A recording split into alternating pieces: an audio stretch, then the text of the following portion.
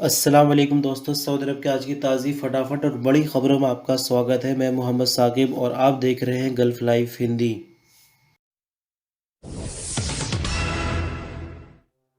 International flights पर लगी पाबंदी को हटाने से संबंधित सऊदी अरबियन एयरलाइन ने सोशल मीडिया पर वायरल ट्वीट के बारे में अपनी सफाई दी है। अल सऊदिया के ट्वीट के बाद सैकड़ों सऊदी शहरी और यहां रहने वाले अजनबी सफ़र से पाबंदी हटाए जाने को लेकर लगातार सवाल कर रहे हैं।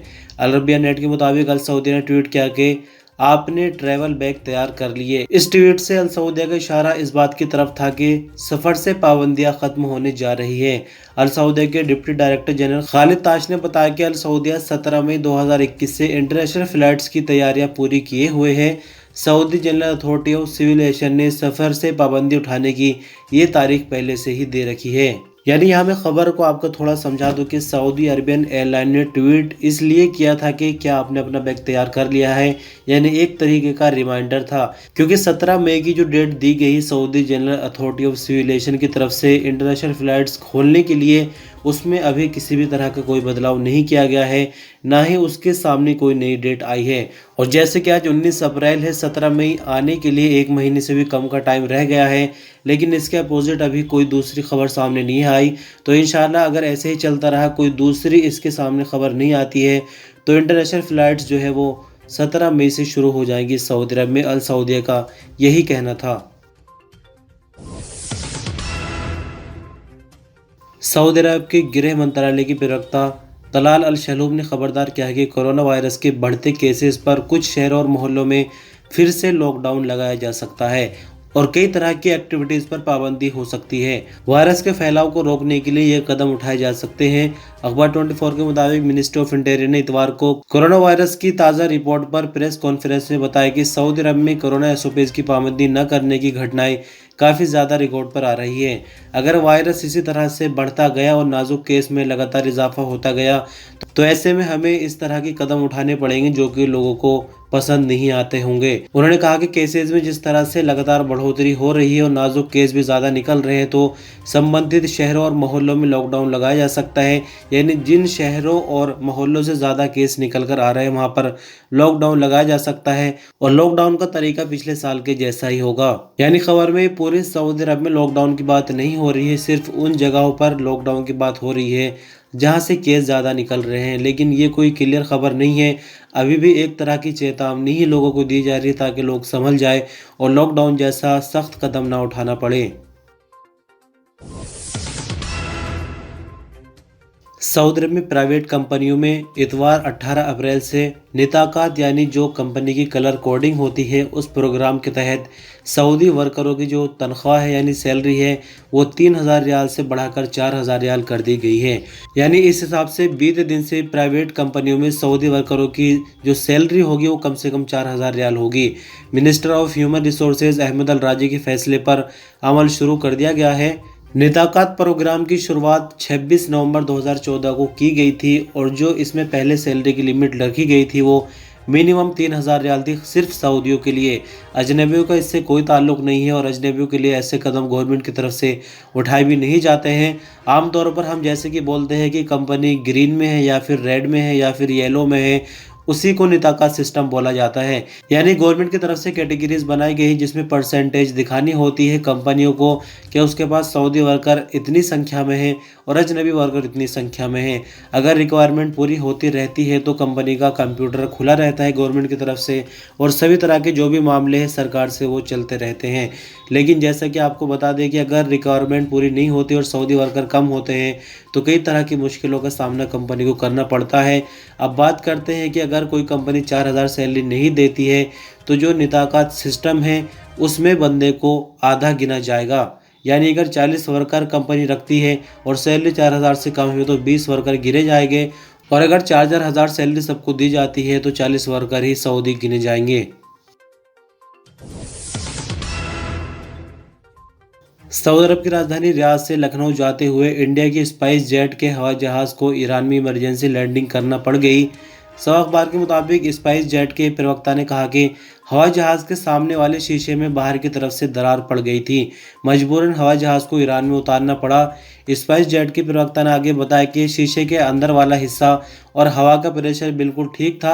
प्रवक्ता ने बताया कि हवाई जहाज किसी मुश्किल के बिना लैंड कर गया और खराबी ठीक होने के बाद हवाई जहाज बिल्कुल ठीक हालत में लखनऊ पहुंच गया है। सऊदी अरब की मिनिस्ट्री ऑफ इस्लामिक अफेयर का कहना है कि कोरोना केसेस सामने आने पर सऊदी अरब के 6 शहरों में 18 मस्जिदों को टेम्परेरी बंद किया गया है। टेम्परेरी बंद की जाने वाली मस्जिदों को सैनिटाइजिंग और साफ सफाई के बाद दोबारा खोला जाएगा। मिनिस्ट्री ऑफ इस्लामिक अफेयर की तरफ से जारी बयान में कहा गया है कि बीते 69 दिनों में सऊदी अरब के अलग अलग शहरों में अब तक 628 मस्जिदों को कोरोना केसों की पुष्टि होने पर उन्हें सैनिटाइजिंग और साफ सफाई के लिए बंद किया गया है। लेकिन सैनिटाइजिंग और साफ सफाई करके अब तक इन मस्जिदों में से 598 मस्जिदों को दोबारा खोला जा चुका है। जिन 18 नई मस्जिदों को टेम्परेरी बंद किया गया है, इनमें 10 मस्जिद कसीम रीजन और 2 ईस्टर्न रीजन, 2 रियाज, 2 जाजान, 1 असीर और 1 मस्जिद नॉर्दर्न बॉर्डर रीजन में थी, जहां नमाजों में कोरोना वायरस पॉजिटिव आने के बाद इन्हें सैनिटाइजिंग के लिए टेम्परेरी बंद किया गया है। सऊदी अरब के मौसम विभाग का कहना है कि सोमवार यानी 19 अप्रैल को सऊदी अरब के कई इलाकों में गरज चमक के साथ बारिश की उम्मीद है। अखबार 24 के मुताबिक नेशनल सेंटर का कहना है कि सोमवार को भी जाजान, असीर, बाहा और मक्का मुकर्रमा में गरज चमक के साथ बारिश का सिलसिला जारी रहने की उम्मीद है। ओलाबारी भी होगी, जबकि तेज रेतीली हवाएं भी चलती रहेंगी। मौसम विभाग का आगे कहना है कि सोमवार को सऊदी अरब में सबसे ज़्यादा टेम्परेचर यानी 39 डिग्री सेंटीग्रेड मक्का मुकर्रमा और सबसे कम टेम्परेचर यानी 15 डिग्री सेंटीग्रेड अबहा में होगा। सऊदी अरब में बीते 24 घंटों के दौरान कोरोना के नए मामले 916 रिकॉर्ड पर आए हैं, जबकि 907 नई रिकवरी भी रिकॉर्ड पर आई है। साथ ही 13 मरने वालों की नई तादाद के साथ कुल मरने वालों की तादाद 6823 हो गई है। फिलहाल सऊदी अरब में एक्टिव केसों की तादाद 9445 है, जिनमें से 1044 क्रिटिकल केस जो कि आईसीयू में इलाज के लिए। 916 नए केस रिकॉर्ड पर आने के बाद कुल केस 4,04,970 हो जाते हैं, जबकि 907 नई रिकवरी रिकॉर्ड पर आने के बाद कुल रिकवरियों की तादाद 3,88,702 हो गई है। सऊदी मिनिस्ट्री ऑफ हेल्थ के प्रवक्ता डॉक्टर मोहम्मद अलअबद अली का कहना है कि कोरोना वैक्सीन की दूसरी खुराक की तारीख से उम्मीदवारों को जल्द ही बाखबर किया जाएगा। किसी भी शख्स को इस हवाले से किसी तरह की कोई कार्रवाई करने की ज़रूरत नहीं है। मिनिस्ट्री ऑफ हेल्थ की तरफ से ऑटोमेटिक सिस्टम के जरिए सब काम किया जाएगा। अखबार 24 के मुताबिक अलअबद अली ने प्रेस कॉन्फ्रेंस में कहा कि कोरोना वैक्सीन की दूसरी खुराक 60 साल या उससे ज़्यादा उम्र वाले सऊदी शहरी और यहाँ रहने वाले अजनबियों को सबसे पहले दी जाएगी।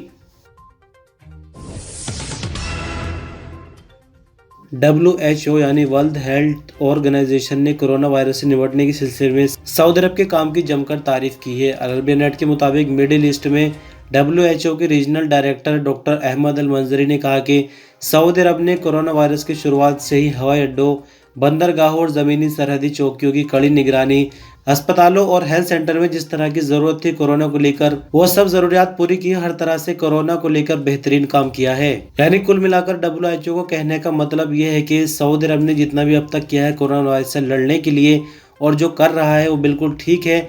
इसके लिए सऊदी अरब तारीफ के काबिल है।